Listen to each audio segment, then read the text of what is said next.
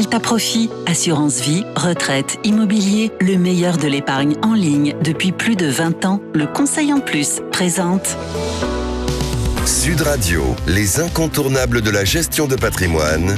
Thomas Binet. Nous nous retrouvons comme tous les jeudis soirs avec notre consultante Catherine Baudneau, directrice marketing, offre et communication chez Alta Profit pour parler gestion de patrimoine. Bonjour Catherine. Bonjour Thomas. Catherine, aujourd'hui on revient sur le sujet de l'épargne retraite et on va s'adresser à tous ceux qui ont déjà un contrat d'épargne retraite. Pour ceux qui ont gardé d'ailleurs un contrat ancien comme les PERP, plan d'épargne retraite populaire, ou les contrats Madelin, faut-il le transformer en PER, le plan d'épargne retraite nouvelle génération? Et pour ceux qui ont déjà un PER dont ils ne sont pas satisfaits, que peuvent-ils faire?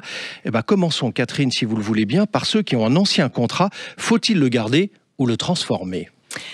La loi Pacte de 2019 a créé le PER, le plan épargne retraite. Donc c'est ce qu'on appelle les contrats nouvelle génération. Ce contrat est plus souple et plus lisible que les anciens dispositifs comme le PERP et le Madelin. Donc aujourd'hui, si vous souscrivez un contrat épargne retraite, ce sera forcément un PER. Les autres n'existent plus. Mais effectivement, beaucoup de Français ont encore les anciens contrats et donc la question est légitime de se poser la question, est-ce qu'il faut le transformer ou pas? Alors justement, qu'est-ce qui va différencier un PER de ces anciens produits? Le PER présente plusieurs avantages concrets. Le premier, c'est plus de souplesse au niveau de la sortie, puisque vous allez pouvoir sortir à la fois en rente ou en capital, ou un mix des deux. Ensuite, il y a un cas de sortie anticipée qui a été rajouté, qui est important, c'est celui de l'achat de la résidence principale. Ce n'était pas le cas sur le PERP et ce n'était pas le cas sur le Madelin. Et enfin, en général, les contrats plus modernes présentent plus de possibilités en termes d'offres financières avec des supports d'investissement plus diversifiés et plus modernes. Mais du coup, Catherine, est-ce qu'il vaut mieux quand même transformer systématiquement ces anciens contrats vers un PER? Pas forcément. Et en fait, il faut regarder au cas par cas.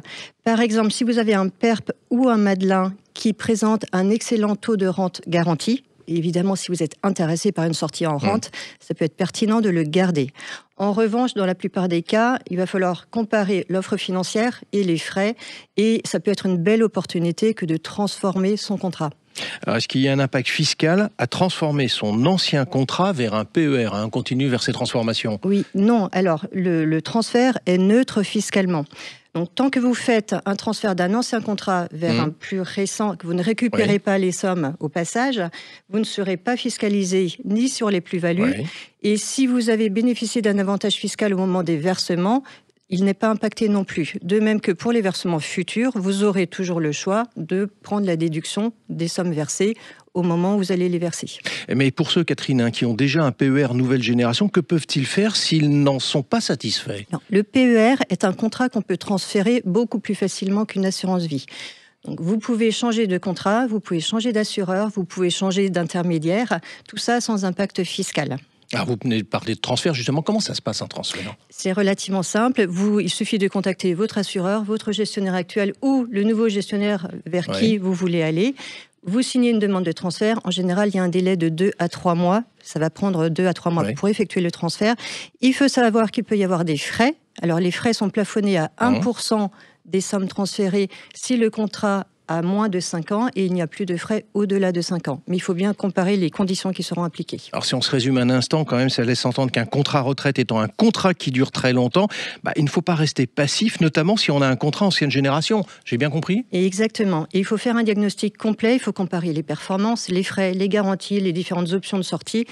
En tout cas, la transformation d'un vieux contrat en nouveau PER est possible et prévu par la loi, de même que des transferts d'un PER vers un autre. Merci Catherine. Et on vous retrouve jeudi prochain pour un autre numéro d'Oser Investir, les incontournables de la gestion de patrimoine.